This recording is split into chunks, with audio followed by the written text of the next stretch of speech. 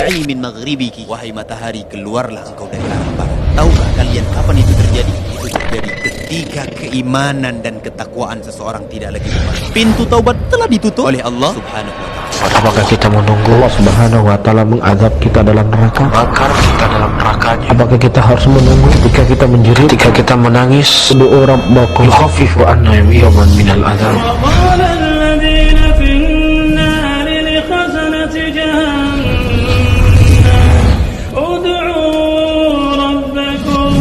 يخفف عنا يوما من العذاب. Allah Jalla wa'ala masih membuka kesempatan agar kita dapat bertobat dengan taubatun nasuha. Begitu banyak nikmat yang telah mereka kufuri. Mata, kaki, tangan, kesehatan. Sedangkan dia menggunakan hal tersebut perkara-perkara memaksiati zat yang telah memberikan rezeki kepadanya. Begitu banyak nikmat yang tidak mereka syukuri. Begitu banyak dosa yang mereka lakukan.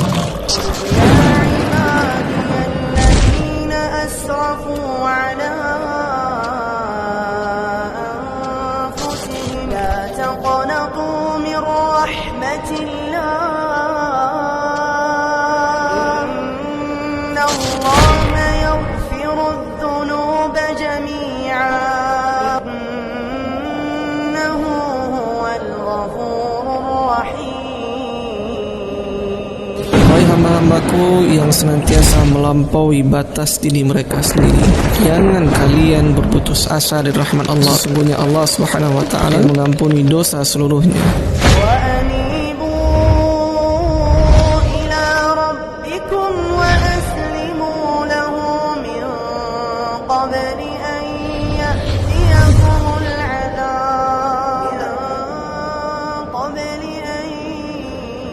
يأتيكم العذاب ثم لا